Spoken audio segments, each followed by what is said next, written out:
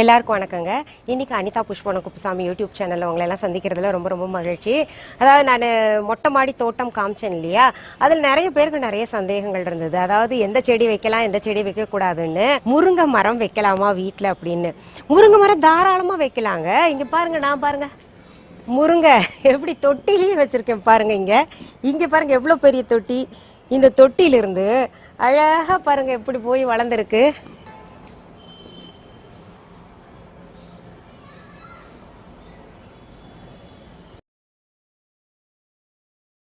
போன வாரம் தான் பார்த்தேங்க இந்த மாதிரி இருந்தது. நல்லா ஃபாஸ்ட் க்ரோத்தாக இருக்குங்க.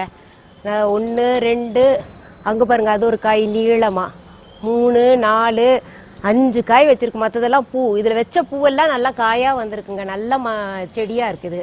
என்கிட்ட நிறைய பேர் கேட்குறீங்களா, சார் ஊரில் வந்து முந்திரியில் ஒரு குழம்பு செய்வீங்களாமே மேடம் அப்படின்னு. அந்த முந்திரி குழம்புக்காக இப்போ முருங்கைக்காயை நான் கட் பண்ணி எடுத்துகிட்டு போய் இப்போ உங்களுக்கு செஞ்சு காமிக்க போகிறேன். ஃப்ரெஷ்ஷாக நம்ம வீட்டில் வளர்ந்ததை கொண்டு போய் செய்யறதுல எவ்வளோ ஒரு ஆனந்தம் இருக்குல்ல. கம்பளி பூச்சியோ இல்லை பூச்சி வெட்டோ இந்த செடியில் வந்து சுத்தமாக இல்லையே, இவ்வளோ சுத்தமாக இருக்கே அப்படின்னு நீங்கள் நினைப்பீங்க. அதுக்கு காரணம் பார்த்தீங்கன்னா இந்த வேப்ப எண்ணெய் இருக்குது இல்லையா, தண்ணியில் கலந்துங்க 15 நாளைக்கு ஒரு முறை வந்து இது ஸ்ப்ரே பண்ணிட்டு நல்லபடியாக பராமரிக்கிறோம். அதனால தான் பார்த்தீங்கன்னா நல்ல காய்கள் எல்லாம் சரியான நேரத்தில் நமக்கு கிடைக்குது. இன்னொன்று பூச்சியும் வர்றது இல்லைங்க. இப்போ நான் இந்த காயை வெட்டி எடுக்கிறேங்க.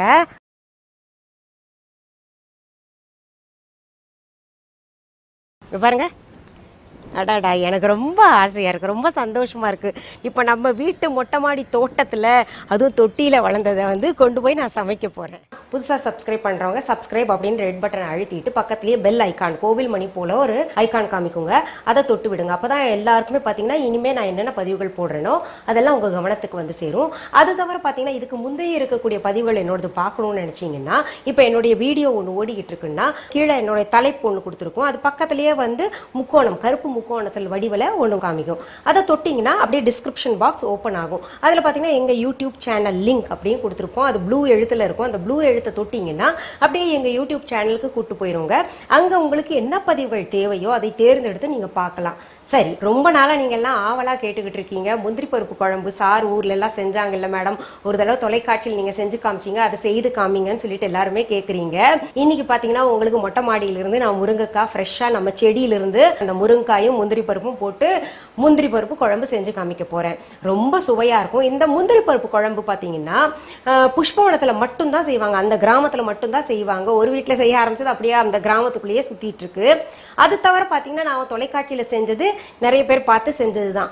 ஏன்னா அந்த ஊருக்கே சிறப்பானது இந்த முந்திரி பருப்பு குழம்புங்க. ஏன்னா அங்கே முந்திரி காடெல்லாம் பார்த்தீங்கன்னா அப்படியே நல்லா படர்ந்து விரிஞ்சிருக்கும், தரையை தொட்டுக்கிட்டு இருக்கும், அடர்த்தியாக இருக்கும் அந்த மரங்கள் எல்லாம். பச்சை காயை பறித்து அதுலேருந்து பருப்பு எடுத்துட்டு அந்த குழம்பு வைப்பாங்க. ரொம்ப சுவையாக இருக்கும். அதுதான் தனி டேஸ்ட். அது பார்த்தீங்கன்னா வெண்ணெய் மாதிரி இருக்கும் அந்த பருப்பெல்லாம். நான் கல்யாணம் ஆன புதுசுல எல்லாம் ஊருக்கு போகும்போதுங்க அந்த குழம்பு வச்சாங்கன்னா அத்தனையும் நான் தான் சாப்பிடுவேன், வேற யாருக்கும் கிடையாது. அவ்வளோதான். அதுவும் அந்த பருப்பு தேடி தேடி என் வீட்டுக்காரர் இருந்தால் சாப்பிடுன்னு போடுவார். இப்போ பார்த்தீங்கன்னா பச்சை பருப்பு என்கிட்ட கிடையாது. அதனால என்ன பண்ணிட்டேன், நான் முந்திரி பருப்பை நல்லா முழுசாக எடுத்துட்டுங்க ஒரு 5 மணி நேரம் ஊற வச்சிருக்கேன். அது பார்த்தீங்கன்னா அதே மாதிரி மாவு மாதிரி வந்துருங்க. இந்த குழம்பு வந்து என் வீட்டுக்காரரோட அம்மா வச்சு அப்படியே பாரம்பரியமாக, அவங்க அம்மா வச்சு அப்படியே பாரம்பரியமாக வந்தது. என் கணவர்கிட்ட இருந்து நான் கற்றுக்கிட்டேங்க. இப்போ அது செய்யறதுக்கு தேவையான பொருட்கள் என்னென்னு பார்த்துடலாம். முந்திரி பருப்பு 100 கிராம், முருங்கைக்காய் 1, சின்ன வெங்காயம் 15, பயத்தம்பருப்பு 100 கிராம், தேங்காய் துருவல் 2 டேபிள் ஸ்பூன், சிகப்பு மிளகாய் 4, மஞ்சள் தூள் 1/4 டீஸ்பூன், சீரகம் 2 டீஸ்பூன், பூண்டு பற்கள் 10, கறிவேப்பிலை இலைகள் சிறிது, பெருங்காயத்தூள் 1/2 டீஸ்பூன், கடுகு 1 டீஸ்பூன், எண்ணெய் தேவையான அளவு, உப்பு தேவையான அளவு.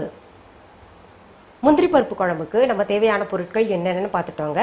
இதில் முதல்ல நம்ம செய்யக்கூடியது என்னென்னா, அந்த பருப்பு இருக்கு இல்லையா, பயத்தம்பருப்பு, அதை வந்து வாணலியில் நல்லா வறுத்துக்கணுங்க. இப்போ நம்ம பாருங்க, பேன் வந்து அடுப்பில் வச்சுருக்கேன், சூடாகட்டும், நம்ம வறுக்க ஆரம்பிக்கலாம். இப்போ பாருங்கள், பேன் சூடாயிடுச்சு, அதில் நம்ம பருப்பு போட்டுக்கலாம். நல்லா மீடியம் ஃப்ளேமில் வச்சு இது வறுத்துடலாங்க. அதுக்கு இடையில் நம்ம முருங்கைக்காய் நறுக்கி வச்சுக்கலாம். முருங்கைக்காய் பாருங்கள், நம்ம விரல் அளவு, விரல் நீள அளவு, ஒரு மீடியமாக சைஸ் பார்த்து எவ்வளோ பிஞ்சாக இருப்பாங்க. நம்ம செடியில் வளர்ந்தது. ரொம்ப எனக்கு மகிழ்ச்சியாக இருக்குங்க. காய் விட்டுருக்கு. தொட்டியில் வச்சு 3 மாதம்தான் ஆகுது. இருந்தால் கூட பாருங்கள், காம்போடு அப்படியே ஃப்ரெஷ்ஷாக. ஆஹா, மனம் அப்படியே ஆர்கானிக் முருங்கைக்காய் இல்லை. இதுக்கிடையில் இன்னொன்று சொல்கிறேங்க. இப்போ நம்ம 15 வெங்காயம் எடுத்திருந்தோம் இல்லையா, சின்ன வெங்காயம் 15 எடுத்திருந்தோம். இதில் 3 சின்ன வெங்காயத்தை நல்லா பொடி பொடியாக நறுக்கி வச்சுக்கணும். மீதம் 12 சின்ன வெங்காயத்தை அப்படியே முழுசாக வச்சுக்கணுங்க. இது வறுபட்டுட்டு இருக்கட்டும், நம்ம நடுவில் கலந்துட்டு இருக்கலாம். அதுக்கு நடுவில் பார்த்தீங்கன்னா நம்ம முருங்காயை மேனுவலாக வேக போட்டுடலாங்க. முருங்காய் போட்டு தேவையான அளவு தண்ணி ஊற்றிக்கலாம். இது பிஞ்சு காயின்றனால சீக்கிரத்தில் வெந்துடும். உப்பும் தேவையான அளவு போட்டுக்கலாங்க. இதில்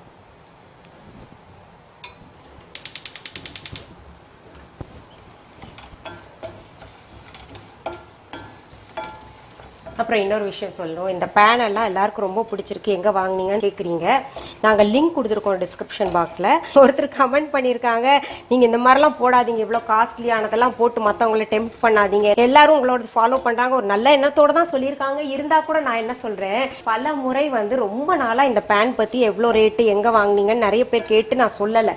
காரணம் என்னென்னா, எனக்கு தெரியும் இது கொஞ்சம் காஸ்ட்லி, அதனாலேயே நான் சொல்லாமல் இருந்தேன். ஆனால் பலர் என்கிட்ட திரும்ப திரும்ப ரொம்ப வற்புறுத்தி கேட்டதுனால, கேட்டவங்களுக்காக மட்டுமே நான் இது போட்டேன் பதிவு. நான் சொல்லலைன்னா கூட இவ்வளோ முறை கேட்டு இவங்க சொல்ல மாட்டேங்கிறாங்களே, ஏன் இவங்களுக்கு இந்த மாதிரி ஒரு குணம் அப்படின்னு நினைப்பாங்க, தப்பா நினைப்பாங்க. நான் வாங்கினது பார்த்தீங்கன்னா யூஎஸ்ல வாங்கினேங்க. அங்கே ஆஃபரில் போட்டிருந்தாங்க. ரொம்ப எனக்கு பிடிச்சிருந்துச்சு. இன்னொன்று, உங்களுக்கு எல்லாம் சமையல் நிகழ்ச்சி நான் செய்து காமிக்கணும்னா நான்ஸ்டிக் பேனெல்லாம் நான் யூஸ் பண்ணக்கூடாது. இப்போ பாருங்க, இது செவக்காய் வறுத்துக்கிட்டு இருக்கு. இன்னும் கொஞ்சம் வறுத்தா போதுங்க, ஒரு வாசனை வரும் பருப்புல. இப்போ பாருங்க, நல்லா ஒரு மாதிரி செவக்க வறுத்துருச்சு. இந்த அளவு வறுத்தா போதும். அடுப்பை பற்ற வச்சு பேன் வச்சிடலாம். அதில் 1 லிட்டர் தண்ணி ஊற்றிக்கணுங்க.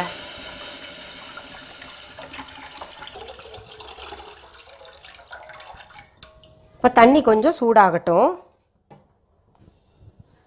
இப்போ அந்த தண்ணியில் கொஞ்சம் சூடானா போதுங்க. நமக்கு அந்த வெதுப்பு வந்தாலே இந்த பருப்பு சேர்த்துக்கலாம். இப்போ அந்த பருப்புலைங்க வெங்காயமும் போட்டுக்கணுங்க. அது கூடயே பூண்டு பல்லும் சேர்த்துக்கணும். அது சும்மா ஒரு 2 நிமிஷம் அது வேகட்டும். 2 நிமிஷம் ஆயிடுச்சு பாருங்க. இப்போ அதில் நம்ம இந்த முந்திரி பருப்பை போட்டுக்கணுங்க. அடுத்தது 2 டீஸ்பூன் சீரகம் சொல்லியிருந்தேன் இல்லையா, அதில் நம்ம 1.5 டீஸ்பூன் போல் இந்த பருப்பில் போட்டுக்கலாங்க. இப்போ 1.5 டீஸ்பூன் சீரகம் இதில் போட்டிருக்கோம் இல்லையா, மீதம் 1/2 டீஸ்பூன் தாளிக்கிறதுக்கு தனியாக எடுத்து வச்சிடலாங்க. இதில் அடுத்தது நம்ம மஞ்சத்தூள் சேர்த்துடலாம். அடுத்தது உப்பு கொஞ்சம் சேர்த்துக்கலாங்க.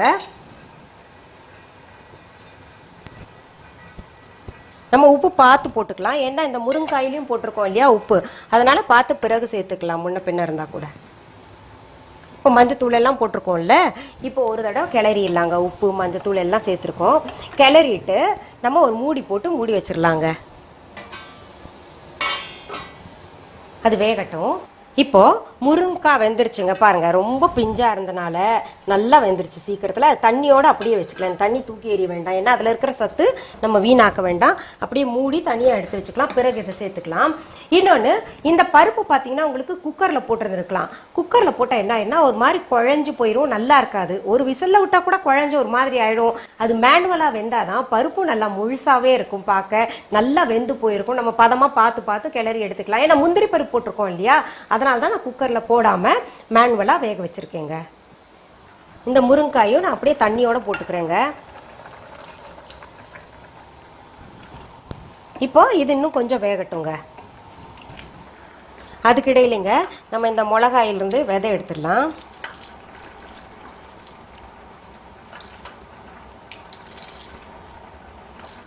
இப்போ நம்ம வெந்திருக்கான்னு பார்க்கலாமா? இங்கே பாருங்க, நல்லா திக்னஸ் எல்லாம் குழம்பளவுக்கு சரியாக இருக்குது பதத்தில். நல்லாவே வெந்துருச்சுங்க பருப்பு. இங்கே பாருங்கள், பாருங்கள் நல்லா பருப்பு வெந்துருச்சு. இப்போ நம்ம இதை தாளித்து கொட்டிடலாங்க. மீதம் இருக்கிற கடுகு சீரகம்லாம் போட்டு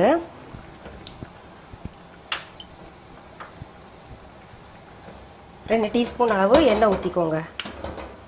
இது நான் வந்து காய் தாளிக்கிற எண்ணெய் சாதாரண எண்ணெய் பயன்படுத்தியிருக்கேன். உங்களுக்கு நல்லெண்ணெய் வேணுமா இல்லை தேங்காய் எண்ணெய் வேணுமா நீங்கள் பார்த்துக்கோங்க. அதை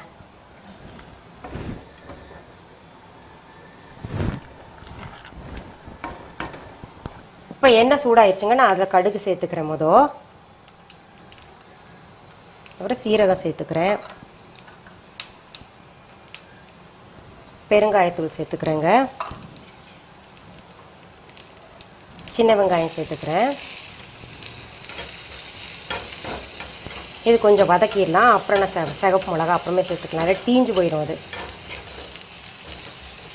இப்போது சிகப்பு மிளகா அப்புறம் கருவேப்பிலை போட்டுக்கலாங்க.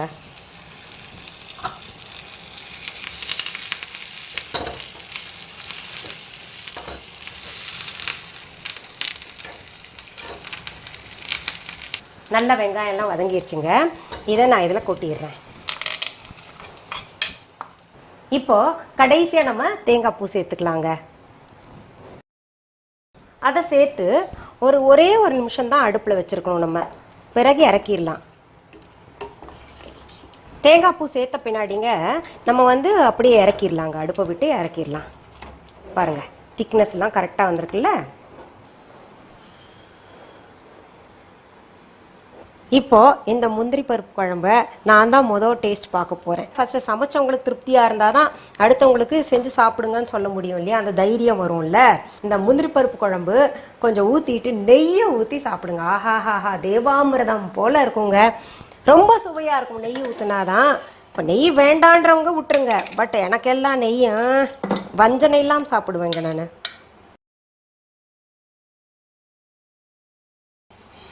எங்கள் வீட்டு முருங்கைக்காய் நான் சமைச்சது. நெய் போட்டு ஆஹா.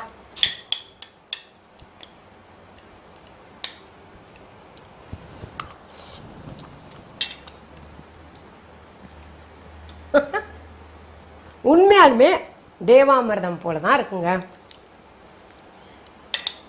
நீங்களாம் நினைப்பீங்கச்சு இப்படி பார்க்க வச்சுட்டு இவங்க சாப்பிட்றாங்களேன்னு சொல்லிட்டு.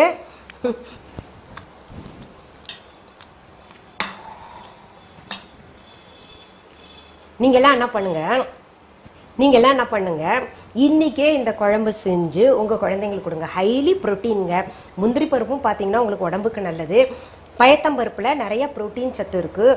சின்ன வெங்காயத்தில் கேட்கவே வேணாம். நல்ல ரத்த விருத்திக்கு சின்ன வெங்காயம். கருவேப்பிலை நிறையவே போட்டிருக்கேன் தலைமுடியெல்லாம் வளர்கிறதுக்கு. இது போல் சத்தான உணவாக இருக்குது. உங்கள் பிள்ளைங்களுக்கு கொடுத்துட்டு எனக்கு உங்கள் கமெண்ட் வேண்டாங்க, உங்கள் குழந்தைங்க என்ன சொல்கிறாங்கன்னு சொல்லிட்டு எனக்கு கமெண்ட் பாக்ஸில் கமெண்ட் பண்ணுங்கள். சரி, இந்த சமையல் உங்களுக்கு பிடிச்சிருந்துச்சுன்னா உங்கள் தெரிஞ்சவங்களுக்கு எல்லாம் ஷேர் பண்ணுங்கள். மீண்டும் சந்திக்கலாமா? நன்றி, வணக்கம். அன்பான வாடிக்கையாளர்களே, உங்கள் விஹா ஸ்டோரில் பூஜை பொருட்கள், சிலைகள், ராசிக்கற்கள், வாஸ்து பொருட்கள், விதைகள், பாரம்பரிய அரிசி வகைகள், சிறுதானியங்கள், ஆர்கானிக் பொருட்கள், மூலிகை எண்ணெய், மளிகை பொருட்கள், மரச்செக்கு எண்ணெய், மரப்பொருட்கள், வெள்ளி ஆபரணங்கள், கிஃப்ட் ஆர்டிகல்ஸ், காட்டன் மற்றும் பட்டு புடவைகள், காட்டன் சுடிதார்கள், பட்டு பாவாடை, குழந்தைகளுக்கான விளையாட்டு பொருட்கள், ஹை குவாலிட்டி இமிடேஷன் நகைகள், வீட்டு உபயோக பொருட்கள், ஜூட் பேக்ஸ், ஹேண்ட்மேட் சோப்ஸ், அழகு சாதன பொருட்கள், சிறுதானிய பிஸ்கெட்டுகள், ஹோம் அப்ளையன்சஸ், இன்னும் பற்பல பொருட்கள் விற்பனைக்குள்ளது. விஹா ப்ராடக்ட்களை நீங்கள் வாங்க விரும்பினால் அது எங்களுடைய viha.online வெப்சைட் மற்றும் சென்னை ராஜா அண்ணாமலைபுரத்தில் உள்ள எங்கள் விஹா ஸ்டோரில் மட்டுமே கிடைக்கும் என்பதை தெரிவித்துக் கொள்கிறோம். வேறு எந்த ஆன்லைன் வெப்சைட்களிலும் விஹா ப்ராடக்ட்கள் விற்பனைக்கு கிடையாது என்பதை நீங்கள் கவனத்தில் கொள்ள வேண்டும். எங்கள் விஹா ஸ்டோரின் விலாசத்தை கண்டறிய கூகுள் மேப்ஸில் விஹா ஸ்டோர் என்று டைப் செய்தால் வழியை கண்டறியலாம். www.viha.online வெப்சைட்டிலும் விஹா ஸ்டோரின் அட்ரஸ் உள்ளது.